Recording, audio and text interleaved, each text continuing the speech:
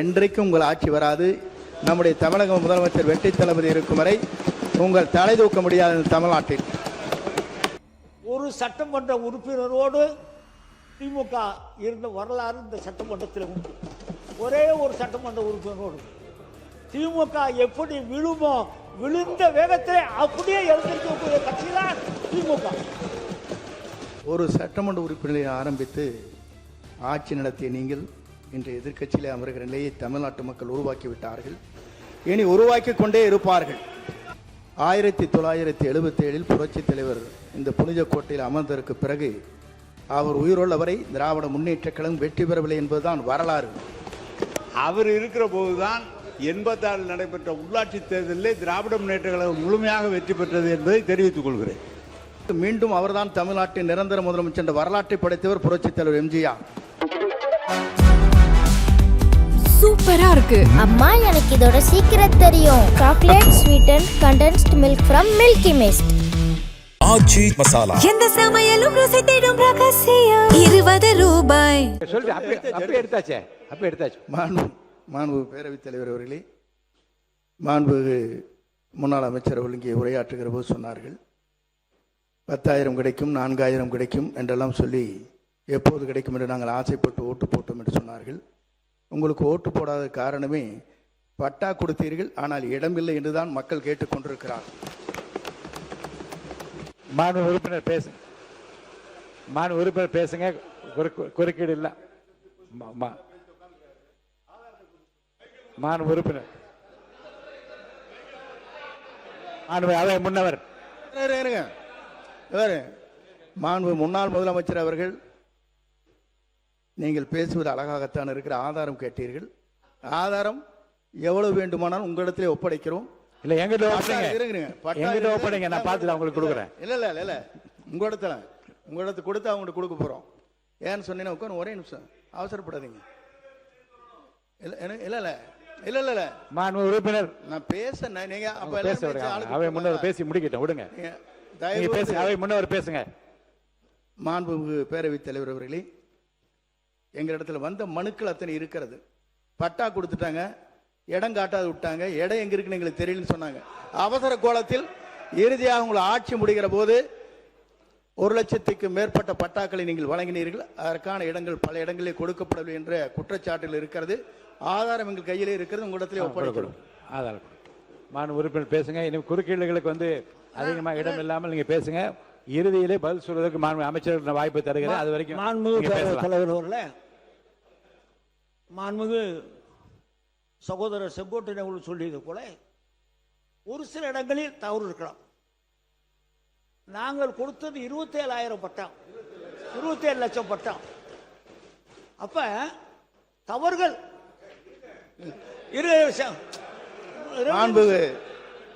மாண்பு முன்னாள் அமைச்சர் அவர்கள் ஒத்துக்கொண்டார்கள், அதற்கு நன்றி. இல்ல நான் பேசுறேன். பேசுங்க. நீங்களும் பட்டா கொடுக்க போகிறீர்கள், நீங்கள் பட்டா கொடுக்க போகிறீர்கள் என்று சொல்லியிருக்கிறீர்கள்.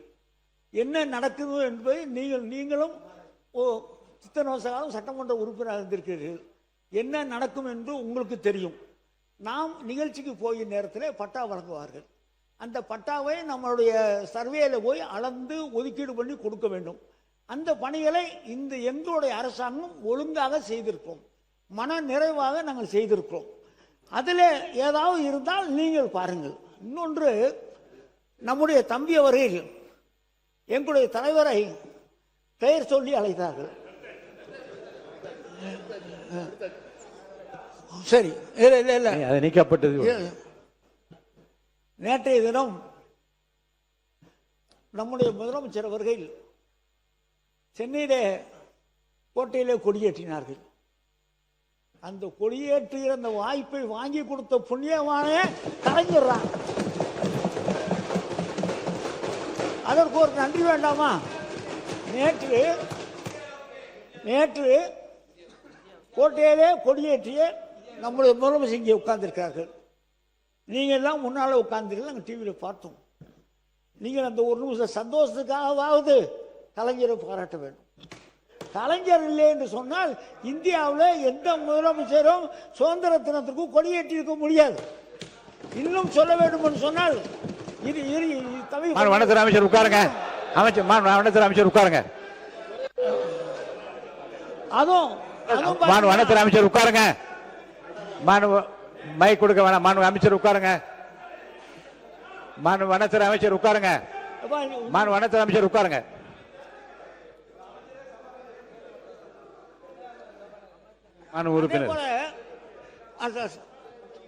அதே போல மாண்புமிகு பேரவைத் தலைவரோட இந்த புயல் வெள்ளம் வருகிற நேரத்தில் எங்களது முதலமைச்சருக்கு இணையாக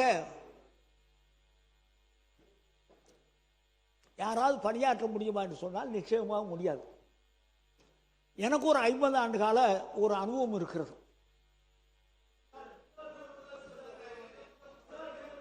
உறுப்பினர் உட்காருங்க. குறுக்க பேசாதீங்க. உறுப்பினர் ஐயா, நீங்க குறுக்க பேச அனுமதி இல்லை. உட்காருங்க. உறுப்பினர் உறுப்பினர் உட்காருங்க. எங்களோட நீங்க பேசுங்க. உறுப்பினர் நீங்க பேசுங்க.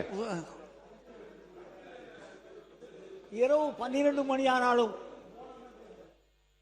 1 மணி ஆனாலும் மழை பெய்கிற நேரத்தில் வெள்ளம் வருகிற நேரத்தில் அந்த இடங்களுக்கே சென்று அமைச்சர்களை அதிகாரிகளை அழைத்து சென்று அங்கே நிவாரணங்களை வழங்கியவர் எங்களுடைய முதலமைச்சர் அண்ணன் தளபதி அவர்கள். எங்கள் முன்னாள் முதலமைச்சர் அண்ணன் தளபதி அவர்கள். இங்கே சென்னையில் மட்டுமல்ல, தென் மாவட்டங்களில் திருநெல்வேலி தூத்துக்குடி மாவட்டங்களில் வெள்ளம் வந்த நேரத்திலும் அங்கேயும் போனார். எங்கெங்கே பாதிப்பு வருகிறதோ, வறட்சி வருகிறதோ அங்கேயும் போனார். இன்னும் சொல்ல வேண்டும் சொன்னால் முதலிலே அரசாங்கத்திலே, நம்முடைய தமிழ்நாடு அரசாங்கத்திலே எங்களுடைய தலைவர் அண்ணன் தளபதி அவர்கள் தான் இந்த வெப்ப அலைக்கு என்று சொல்லி ஒரு சட்டமே போட்டிருக்கார். அதைத்தான் நம்முடைய முதலமைச்சரை வைத்து நீங்கள் இப்போ ரிலீஸ் செய்திருக்கிறது. வெப்ப அலை நாங்கள் தான் போட்டிருக்க. இந்த மினிட்ஸ் எடுத்து பாருங்க. இதெல்லாம் எது வரும் என்று சிந்தித்த முதலமைச்சர். வெள்ளம் வருகிறதா, உடனே கூட்டம் போட்டு அதிகாரிகளை, அந்தந்த அதிகாரிகளை ஒவ்வொரு மாவட்டத்திற்கும் சென்று அங்கே பார்க்க இருக்க வேண்டும் என்று சொல்லி உத்தரவிட்டவர் எங்களுடைய தலைவர் அண்ணன் தளபதி அவர்கள். ஒவ்வொரு காரியமாக இருந்தாலும் எதையும் சிந்தித்து முன்கூட்டியே பாதிப்பு வராத அளவிற்கு. காரணம் ஏன் சொல்லியேன்னு சொன்னால், எங்கள் காலத்தில் 5 தடவை பேரிடர் வந்திருக்கிறது. 5 தடவையும் எந்த சேதாரம் இல்லாமல் இந்த தமிழ்நாட்டை காப்பாற்றியவர் எங்களுடைய தலைவர் தளபதி அவர்கள். எதையும் சீர்நோக்கி பார்க்கக்கூடியவர்கள். அனுபவம். சட்டமன்ற உறுப்பினர், அதற்கு பின்னாலே மேயர், அதற்கு பின்னாலே துணை முதலமைச்சர், முதலமைச்சர் என்று சொல்லி எல்லா வகையிலும் அனுபவம் இருக்கிற காரணத்தால் அதையெல்லாம் செய்து கொடுத்த மிகப்பெரிய ஒரு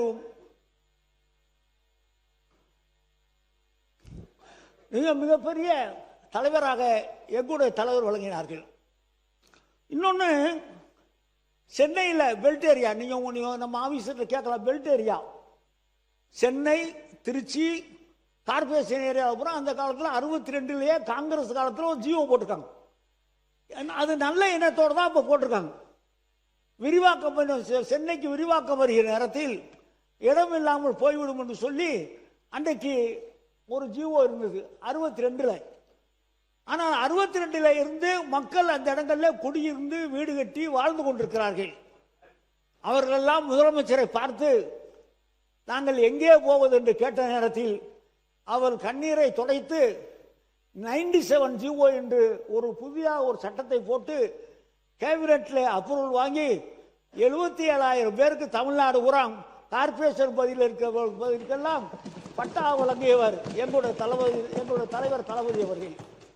இதை ஏன் சொல்கிறேன் சொன்னால், சிரமங்கள் வருகிற நேரத்தில் அந்த கண்ணீரை துடைக்கிற கையாக எங்களுடைய தலைவருடைய கை இருந்திருக்கிறது.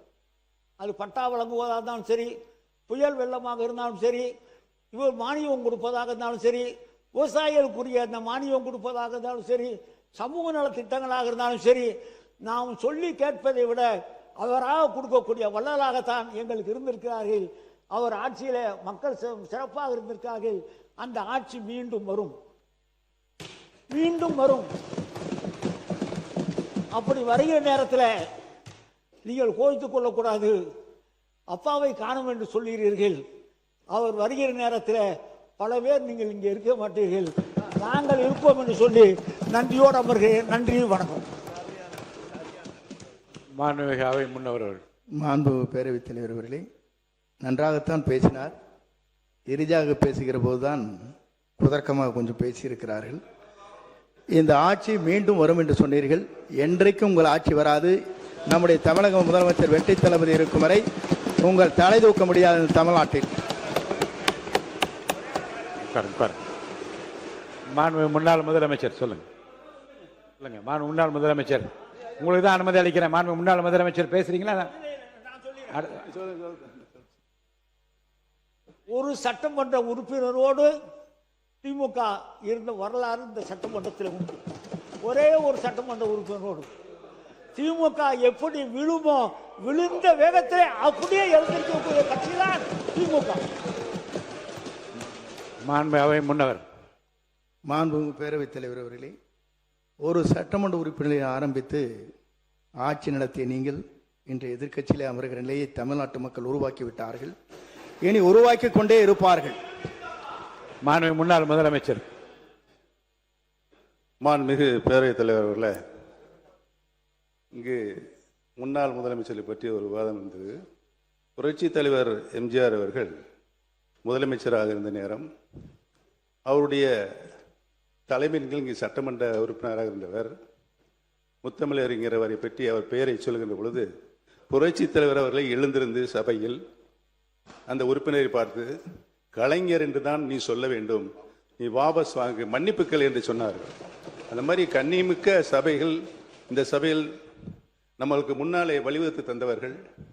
ஆட்சிய கண்ணியத்தை நாம் காப்பாற்ற வேண்டும் என்று அனைத்து உறுப்பினருக்கும் நான் கேட்டுக்கொள்கிறேன். மாண்புமிகு பேரவைத் தலைவர் அவர்களே,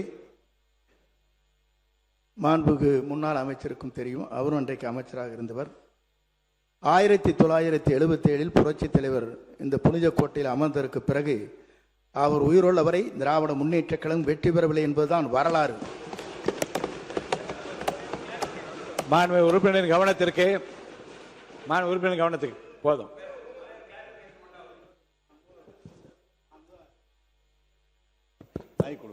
மாண்பு அமைச்சர் அவர்கள், அவர் இருக்கிற போதே 80 பாராளுமன்றத்தில் மகத்தான வெற்றி திராவிட முன்னேற்ற கழகம் பெற்றது. அவர் இருக்கிற போதுதான் 86 நடைபெற்ற உள்ளாட்சி தேர்தலில் திராவிட முன்னேற்ற கழகம் முழுமையாக வெற்றி பெற்றது என்பதை தெரிவித்துக் கொள்கிறேன். மாண்பு பேரவைத் தலைவர் அவர்களே, மாண்பு ஒரு அமைச்சர் அவர்கள் இங்கே குறிப்பிடுகிற போது, முன்னாள் அமைச்சர் குறிப்பிடுகிற போது குறிப்பிட்டார்கள், 80 நீங்கள் நாடாளுமன்றத்துக்கு சென்றீர்கள், ஆட்சியை கலைத்தீர்கள். கலைத்ததற்கு பிறகு மீண்டும் அவர்தான் தமிழ்நாட்டின் நிரந்தர முதலமைச்சர் என்ற வரலாற்றை படைத்தவர் புரட்சித் தலைவர் எம்ஜிஆர்.